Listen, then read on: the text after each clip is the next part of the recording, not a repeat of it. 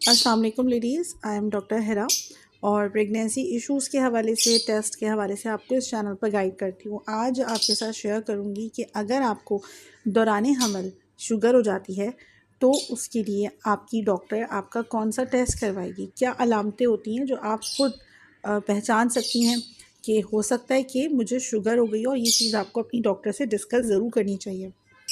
तो अलामतें देखते हैं हम पहले, फिर हम टेस्ट देखेंगे, उसके नॉर्मल वैल्यूज़ भी देखेंगे। अच्छा, दौरान हमल शुगर उन ख़वातीन को होती है। पहले तो हम ये देखते हैं ना कि किस तरह की ख़वातीन इसमें ज़्यादा चांस होते हैं। अगर आपकी शादी हुई, आपकी प्रेगनेंसी ठहरने में कुछ मसला हो रहा है, फिर आपको पीसीओएस डायग्नोज़ हुआ है, तो पीसीओएस की जो ख़वातीन होती हैं, लड़कियां होती हैं, और ये इतना कॉमन है पीसीओएस का होना कि हर 5 में से 1 लड़की को पीसीओएस हुआ है। ये बीमारी औरतों में इतनी कॉमन हो गई है। तो अगर आपको पीसीओएस हुआ हुआ था शादी से पहले, प्रेगनेंसी से पहले, तो आपको दौरान हमल शुगर होने के जो चांसेस होते हैं वो ज़्यादा होते हैं। और दूसरे नंबर पे वो ख़वातीन हैं जो ओवर एज हैं, जिनकी उम्र 40 के लगभग है। आपका चाहे दूसरा, तीसरा, चौथा बेबी हो, और अगर आपकी जो टाइम है प्रेगनेंसी के टाइम पर आपकी उम्र 35 प्लस है और आप पाकिस्तान, इंडिया, बांग्लादेश ऐसे ममालिक में रहती हैं, क्योंकि यहाँ पे शुगर रेट्स वैसे भी बहुत, रेशो जो है वो बहुत हाई है। तो अगर आप 40 के करीब लगभग पहुँच चुकी हैं, 42-43 ईयर्स में आपकी प्रेगनेंसी हुई है, तो भी आपको जो दौरान हमल शुगर होने के जो चांसेस हैं वो बढ़े हुए हैं।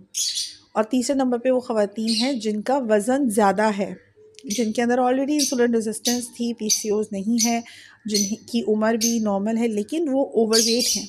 तो उन लड़कियों को जिनकी 20-22 साल, 25-30 साल में शादी हुई है, तो उनको लगता है कि उनकी जो शुगर है वो नहीं, ऐसा नहीं है। अगर आपका वज़न ज़्यादा है तो आपको भी प्रेगनेंसी के दौरान शुगर होने के चांसेस ज़्यादा होते हैं। तो ये 3 कैटेगरीज़ ऐसी होती हैं जिसमें शुगर के चांसेस बढ़े हुए होते हैं।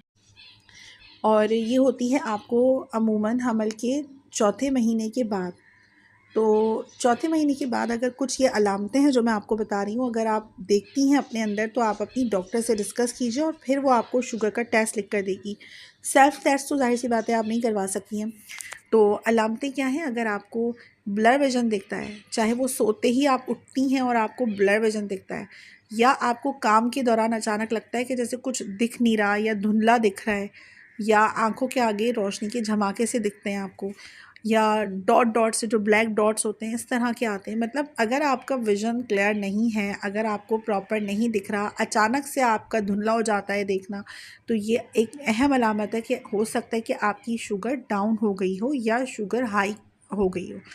तो अगर ये अलामत आप में है तो आप ज़रूर डॉक्टर को दिखाइए, डिस्कस कीजिए। दूसरी चीज़, अगर आपको खाना खाने के बाद भी भूखा फ़ील होता है, अगर आपको बार बार भूख लगती है, और दौरान हमल औरतों को लगती भी है भूख, लेकिन अगर लगता है आपको कि ये तो यूजुअल से ज़्यादा है, ये तो इतनी नहीं लगनी चाहिए, और खाना खाने के बाद भी आपको थकावट रहती है, तो ये भी एक अहम अलामत है कि आपको शुगर हो सकती है। तीसरी अलामत ये है कि आपको फ्रीक्वेंट यूरिनेशन हो और साथ में प्यास भी बहुत ज़्यादा लगे। तो ये प्रेगनेंसी में हो जाता है कि थोड़ा सा भी यूरिन होता है, होल्ड नहीं होता, और आपको बार बार यूरिन पास करने जाना पड़ सकता है, क्योंकि ब्लैडर के ऊपर प्रेशर पड़ रहा होता है बच्चे के वज़न का। लेकिन इसमें आपको बार बार प्यास भी लगेगी और यूरिन भी नॉर्मल मिकदार से ज़्यादा आएगा। ऐसा नहीं है कि थोड़ा सा यूरिन था और वो आपने पास किया फिर बार बार यूरिन हो रहा है।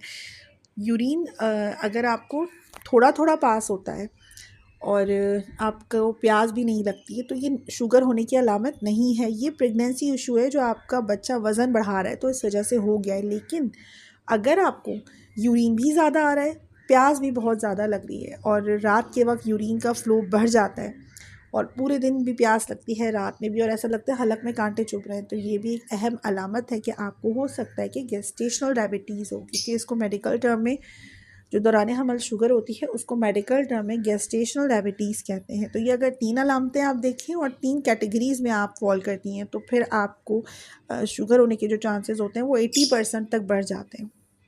अब आपको क्या करना है? डॉक्टर के पास जाना है, ये अलामतें बतानी हैं। डॉक्टर आपको एक टेस्ट देगी जो दौरान हमल किया जाता है प्रेग्नेंट लेडीज़ का, उसको हम कहते हैं ग्लूकोज टॉलरेंस टेस्ट। ये आपका देगी डॉक्टर। तो इस टेस्ट से मालूम हो जाएगा कि आपको शुगर तो नहीं हो गई। अब आपको क्या करना है, अगर ये जो टेस्ट है इसकी रिपोर्ट में आपकी शुगर पॉजिटिव आती है तो फिर आपको क्या करना है, डॉक्टर आपको कुछ मेडिसिन देगी। अच्छा, ये जो टेस्ट होता है अमूमन 24 हफ्ते से 28 हफ्ते में डॉक्टर ख़ुद भी करवा लेती है, फॉर द सेफ साइड देखने के लिए। जब आपके वीक्स चल रहे होते हैं प्रेगनेंसी के, जो 40 हफ्ते होते हैं, उसमें जब 24 से 28 हफ्ते के दौरान ये जो 4 हफ्ते का टाइम है, इसमें डॉक्टर आपका ख़ुद भी करवा देगी ये टेस्ट।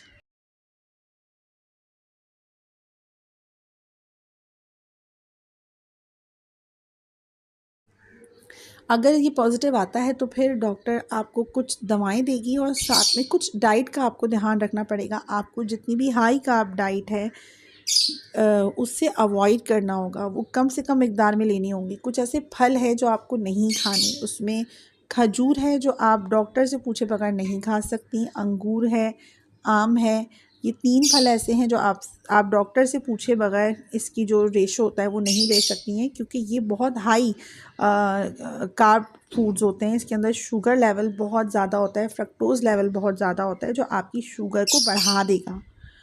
तो ये 3 फ्रूट्स आपको नहीं खाने। आपको वाइट ब्रेड का इस्तेमाल नहीं करना, चावल का इस्तेमाल लिमिटेड करना है। और गंदम की जो रोटी होती है, गंदम के पराठे होते हैं, जो मैदे के बने हुए पराठे बाहर के होते हैं, इन सब चीज़ों से अवॉइड करना है। और आपको क्या करना है, फ्रीक्वेंट थोड़ा थोड़ा करके खाना है, मील लेना है, प्रोटीन रिच डाइट लेनी है। ये चीज़ें आप जहन में रखिएगा जो मैं आपको बता रही हूँ, क्योंकि ये कहीं ना कहीं आपको या आपकी फैमिली सर्कल में कोई प्रेग्नेंट लेडी है उसके लिए बहुत हेल्पफुल हो। तो ये फार्मूला याद रखिएगा कि अगर आपको दौरान हमल शुगर हो गई है तो आपको हाई कार्ब डाइट से अवॉइड करना है और हाई प्रोटीन डाइट लेनी है। ये 2 फार्मूले याद रखिएगा तो आपका जो हमल का दौरानिया है वो आपका आसान गुजरेगा। अब कुछ कॉम्प्लिकेशंस के ख़तरे बढ़ जाते हैं अगर आपको दौरान हमल शुगर हो गई है।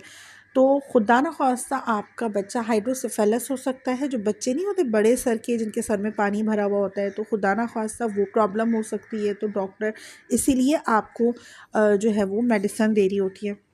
दूसरा, आपका बच्चा जो है वो अपनी एज से बड़ा पैदा हो सकता है, मतलब उसके अंदर जो उसका जो वज़न है आम बच्चों से ज़्यादा होगा, बढ़ा हुआ होगा। तो इस कंडीशन में आपके सी सेक्शन के चांसेस बढ़ जाते हैं। तो अगर डॉक्टर आपको कहती है कि आपको शुगर है इसलिए हम सी सेक्शन कर रहे हैं, तो उसकी बात को मान लेना चाहिए। और ख़ुद से कोई सेल्फ दाइयों को और जो नॉन प्रोफेशनल गायनी होती हैं, हाउ मिडवाइज होती हैं, उनको नहीं आपको अप्रोच करना चाहिए। अगर शुगर है तो फिर ये एक रिस्क फैक्टर है आपकी प्रेगनेंसी में।